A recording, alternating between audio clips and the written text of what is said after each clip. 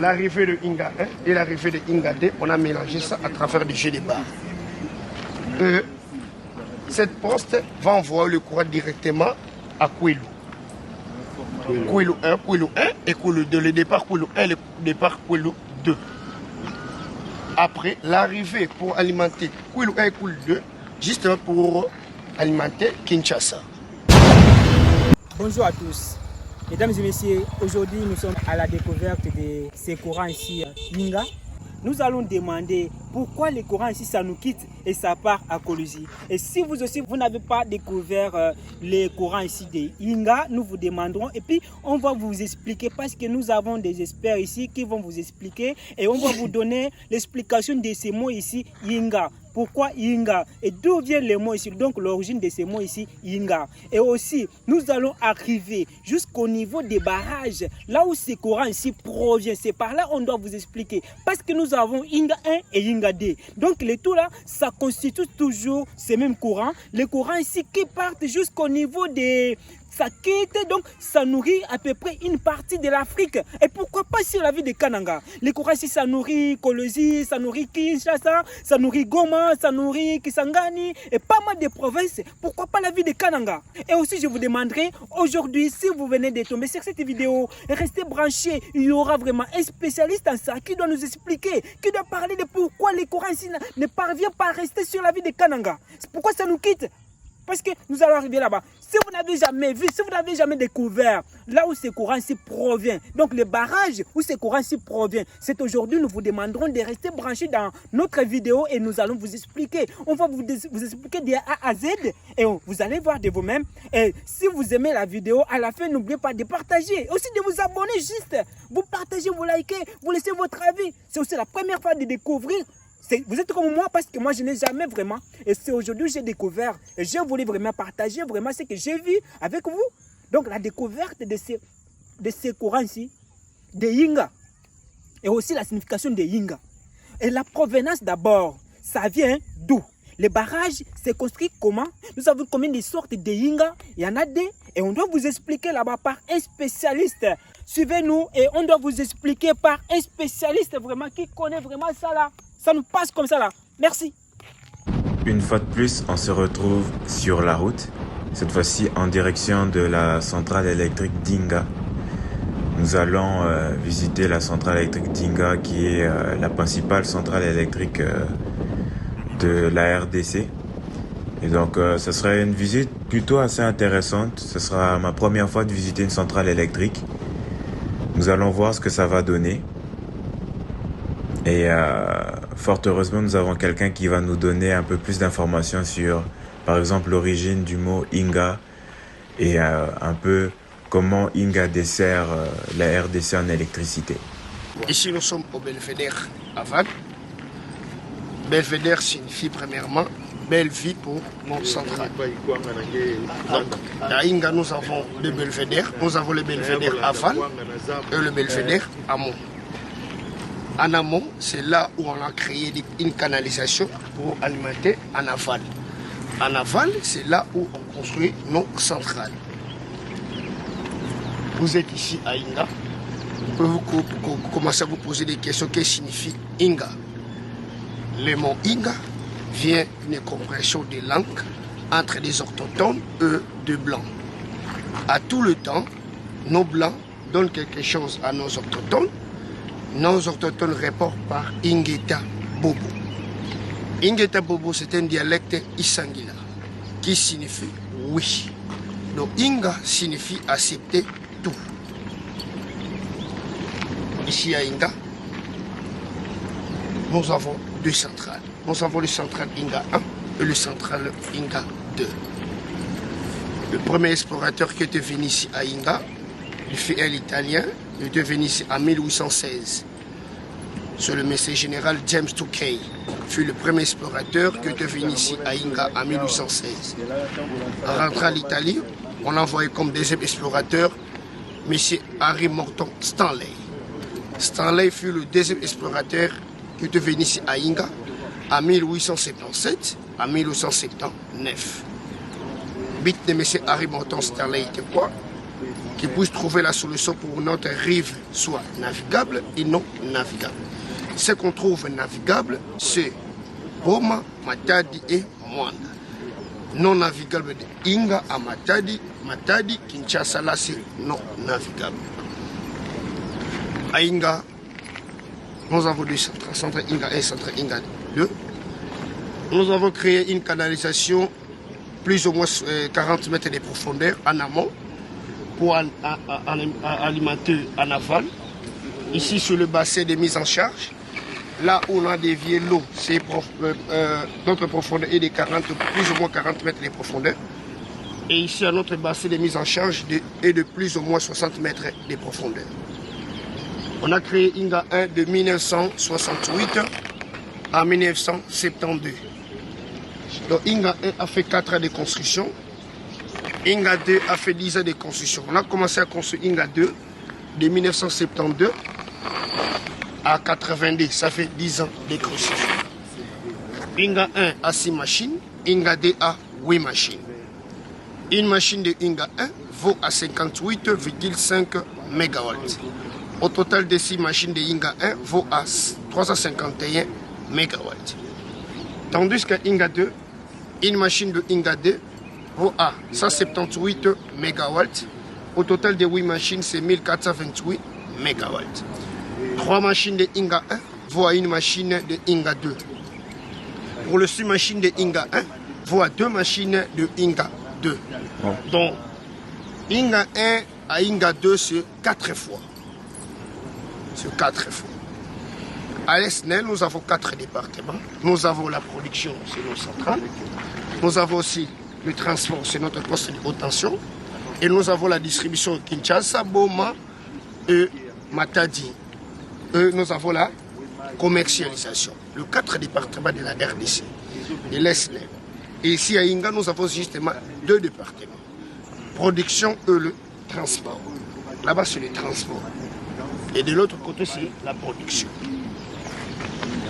Là, sur le fleuve Matira, on a dévié l'eau à 14 km à vol d'oiseau en amont pour alimenter en aval.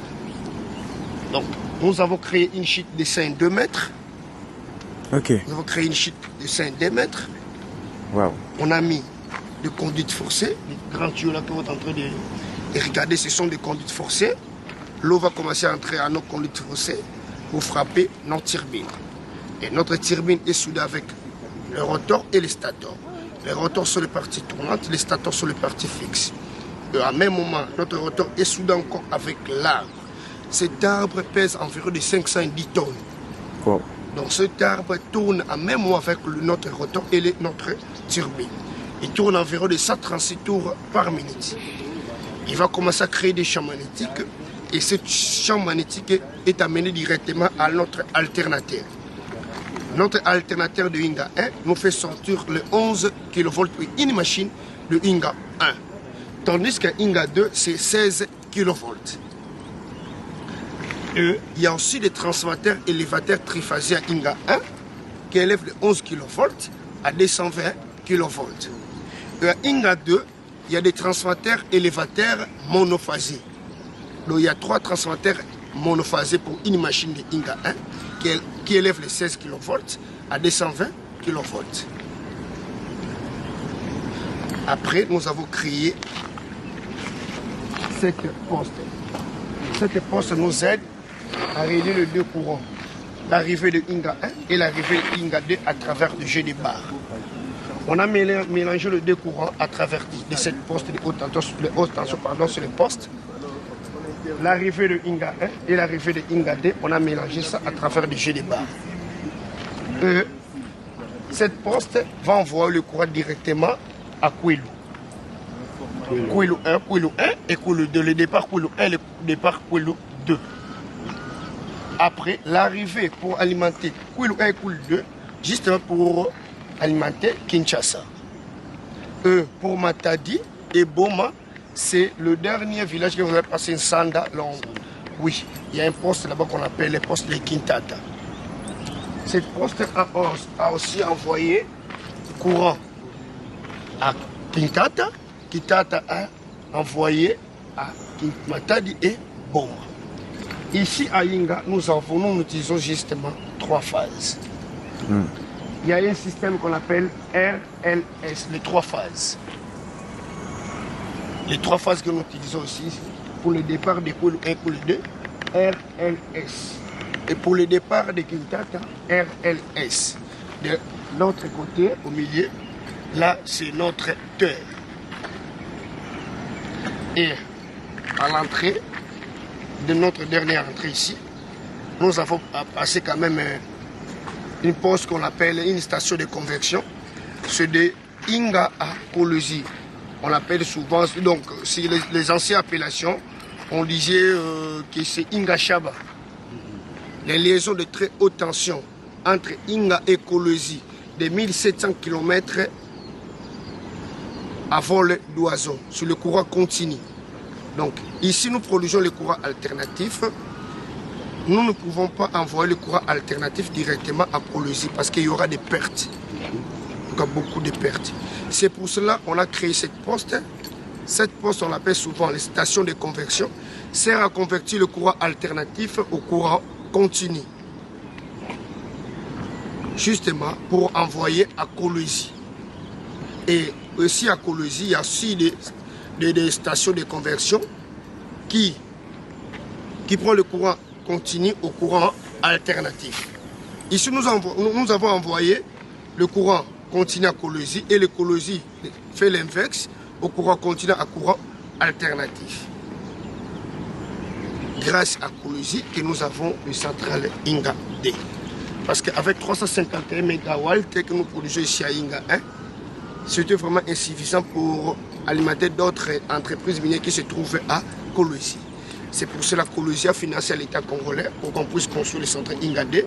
Et on a mélangé les deux courants à travers de cette poste pour faire sortir qu'un seul courant. Donc on a mélangé l'arrivée de Inga 1 et l'arrivée de Inga D. Pour cette poste, on a un poste de haute tension pour faire sortir un seul fil pour aller justement à Koulo 1, Koulo 2 et Quintata. Ce sont les départs qu'on a construits à Inga. Et nous avons aussi à Matadi, Kinshasa et Boma, nous avons ce qu'on appelle des régies des eaux. Mais ici à Inga, nous n'avons pas des régies des eaux, des stations de purification d'eau. Nous ici à Inga, nous avons l'épuration d'eau. Donc comme régie des eaux. Avant d'arriver ici, nous avons passé quand même, il y a une chose qu'on a trouvée, une grande chose au cours des routes, ce qu'on appelle, c'est notre distribution. Donc ça veut dire qu'il y a le château d'eau. Ici on purifie l'eau, on va envoyer directement à notre... Ouais. Lui il va dispatcher pour le abonnés. Donc l'épuration d'eau, il purifie l'eau, et là c'est notre château d'eau pour dispatcher aux abonnés. Donc c'est ça le rôle ici. Ok. Donc tout ça comme belvédère, on a créé cette belvédère sous forme du chapeau de M. Laurent Mobutu. Donc on a créé cette belvédère sous forme de son chapeau. Oui. Mouniere. Mouniere. Ok. Voilà. Donc là c'est le fleuve naturel. Là vraiment c'est le fleuve naturel. Le début du fleuve Congo à Inga jusqu'à l'embouchure du fleuve Congo. Là c'est le fleuve naturel. On a dévié justement l'eau à 14 km pour alimenter en aval. Donc oui, 14 km. Ça ce sont des pylônes qu'on a créés par des Indiens en 2012. Et si vous avez un 100 francs congolais, vous avez tourné ces 100 francs congolais. Il y a la centrale. Vous allez voir les centrales Inga 1 et les centrales Inga 2. Il y en a où. Voilà. Donc. Après avoir eu toutes ces explications qui m'ont permis de comprendre comment fonctionne la centrale et les enjeux et les futurs projets qu'il y a pour Inga, j'ai eu l'opportunité de visiter l'intérieur de la centrale, c'est-à-dire les endroits où il y a les bureaux et le personnel qui, à l'aide de machines, gèrent les turbines par exemple. Je vous épargne les explications car elles sont quand même assez techniques. Je n'ai pas tout compris moi-même. Faut savoir que la centrale hydroélectrique d'Inga et le débit important du fleuve Congo permettent à la RDC de se classer parmi les pays africains ayant la plus grosse production d'hydroélectricité en Afrique. Et aujourd'hui, Inga pourrait devenir, avec le projet Grand Inga, le premier producteur d'hydroélectricité au monde. Aujourd'hui, Inga ne produit que 1,8 gigawatts. Avec le Grand Inga, il produirait 40 gigawatts. En quelques mots, le projet Grand Inga serait en fait la suite de Inga 1 et de Inga 2. S'il arrivait que ce projet soit mis en route et qu'il se réalise, il faudrait savoir que Inga produirait 40 gigawatts comme je l'ai dit, ce qui équivalerait à 2 fois la production du barrage des Trois Gorges en Chine. Et cela placerait donc Inga comme la plus grande centrale hydroélectrique au monde. Bien sûr, il faut que ce projet soit entretenu de la bonne manière et il faut qu'il démarre surtout. Le Grand Inga, s'il se réalise, pourrait satisfaire 40% des besoins énergétiques du continent africain. Donc ce projet n'aiderait pas seulement la RDC en termes d'électricité, mais cela aiderait une grande partie de l'Afrique. Donc le développement en quelque sorte de l'Afrique est lié au développement de la RDC. Il faut prendre conscience que ce pays a un énorme potentiel et il faut s'unir, je pense, autour de ce pays pour développer le continent.